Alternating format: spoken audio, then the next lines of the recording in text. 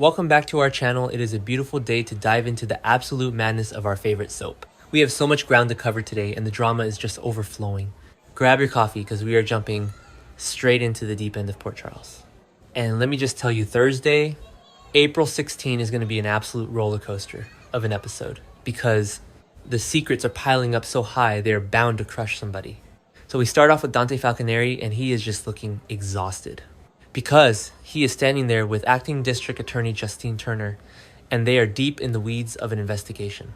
And Dante just flat out tells her, to answer that question, I have a suspect, which is huge, because presumably they're talking about the Marco Rios murder investigation.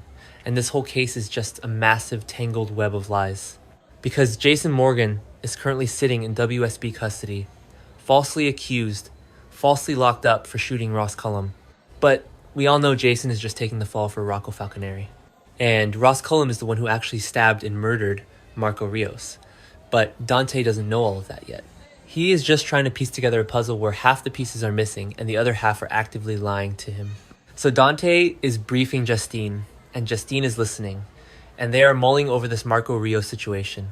And Jason's name is probably going to come up because how could it not? Jason being locked up is the catalyst for half the chaos in this town right now. But Dante is also trying to juggle a million other things because he wants to pass a tip along to Mayor Laura Collins. He has some information for her, but Laura's a bit busy at the moment, which is the understatement of the century, because Laura is always busy trying to keep this city from imploding. So Dante figures he will just have to get back to her later, which is probably a mistake because in Port Charles, waiting even an hour to deliver a tip can mean the difference between life and death. And while Dante is playing detective, we have a whole other situation brewing over at the gym. Because Josslyn Jax has crossed paths with Nathan West after a workout. And Josslyn is doing what Josslyn does best. Snooping, digging, pushing her nose into places it absolutely does not belong. Because she is a WSB agent now, or at least she has WSB ties, and she has gone a bit rogue. So she starts pumping Nathan for information about his late father, Cesar Faison. And she is just asking all these questions. But here is the kicker. She has no idea she is not talking to Nathan, because Nathan is dead. She is talking to his identical twin brother, Cassius Faison, and Cassius is currently sweating bullets because he is impersonating his brother. He is trying to keep his cover intact. And suddenly this young blonde girl is all up in his face asking highly specific questions about Cesar Faison. And Cassius is just looking at her completely suspicious. He wants to know why she is so curious about Faison. He tries to shut her down. He insists Faison is deceased and urges her to just let it go. But Cassius is not stupid. He can sense there is way more than just casual curiosity in play here. He realizes Josslyn might actually be a massive problem for him. And does Cassius know she is a WSB agent? Because if he figures that out, Josslyn is in grave danger. She is making a huge mistake by raising his suspicions. Just a terrible, reckless mistake. And it is not her only problem either. Because Ross Cullum might eventually remember seeing Josslyn in his ICU room. So Josslyn is basically painting a giant target on her own back from multiple angles. Meanwhile, let's get back to Laura Collins. Because the reason she is too busy to take Dante's tip is that she's catching up with her former daughter-in-law, Ava Jerome. And this is not a friendly little chat over tea. This is a tense, high-stakes conversation. Because the topic of discussion is Jen's Sidwell. And Ava is just looking Laura dead in the eye and telling her that Sidwell is going to get what he wants. Period. Ava is insisting that Laura shouldn't even try to fight it. And Laura is just disgusted. You can see it on her face. Sidwell is a topic that leaves a very bad taste in her mouth. She is not enthused at all by Ava's response. Because Laura hates being controlled. But Ava's playing a survival game here. Ava knows Sidwell is a terrifyingly calm, deeply dangerous man. Ava doesn't even know about the whole blackmail situation regarding Laura and Sonny Corinthos. But she knows enough to recognize that Sidwell is a very determined man who is impossible to say no to. So Ava is basically doing Sidwell's dirty work here by pressuring Laura to cave. And it looks like Laura is actually going to cave to Sidwell's latest demand thanks to Ava, which is going to make Sidwell very impressed with Ava. But while Ava is scoring points with the devil, Ezra Boyle is finding out what happens when you fail him. Because Ezra is getting a chilling warning from Sidwell. Sidwell just looks at Ezra and tells him that if he can't do what he is told to do, then he is of very little value to him. And Ezra's face just drops. The look on his face is dead serious. because Ezra knows exactly what that kind of language means. When Jen Sidwell says you are of little value, it means you are expendable. It means you are on the verge of being permanently erased. So Ezra is struggling. His main job was to keep Laura Collins in line. He has been the go-between. He even gave Laura some friendly warning type advice recently. But Sidwell doesn't want friendly. Sidwell wants results. He wants Laura under his thumb, and he is chastising Ezra for failing. Which makes you wonder what Ezra is going to do next to save his own skin. Is he going to do something bad to Laura? Because a desperate man working for a mobster is a very dangerous thing. And Ezra is officially desperate. But honestly, all of that pales in comparison to the absolute nuclear meltdown happening over at the Quartermaine mansion.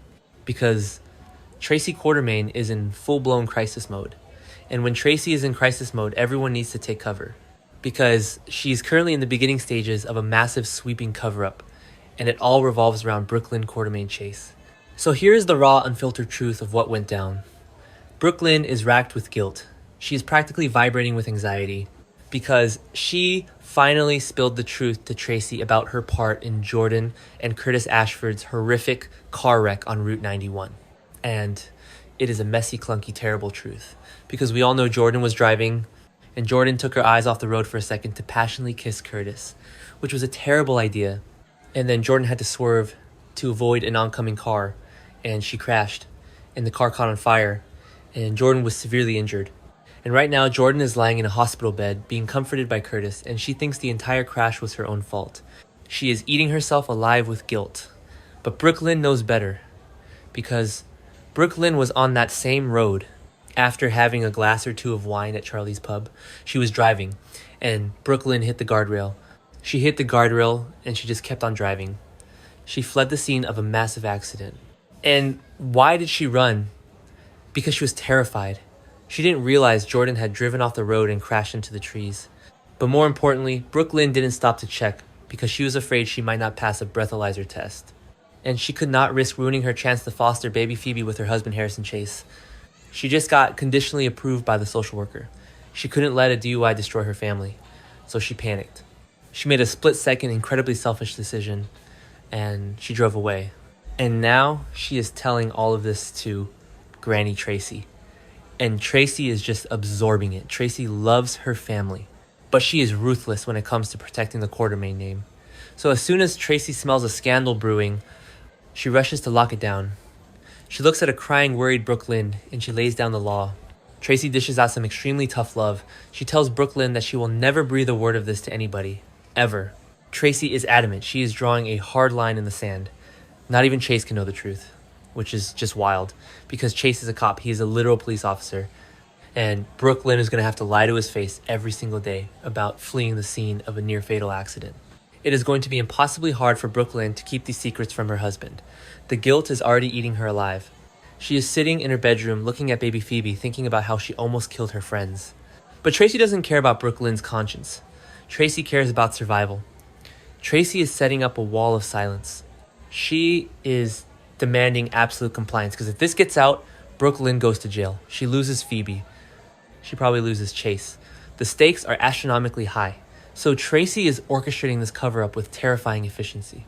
But there is a massive ticking time bomb here, and her name is Jordan Ashford. Because Jordan is badly injured. She might have a traumatic brain injury. But what if she starts to remember? What if the fog clears? Jordan and Curtis were right there. What if Jordan has a flashback? What if she closes her eyes and suddenly sees Brooklyn's face behind the wheel of that other car? What if she remembers the exact make and model of Brooklyn's vehicle swerving near the guardrail? If Jordan remembers, Tracy's entire cover-up blows to pieces, and Brooklyn is going to be the fall guy.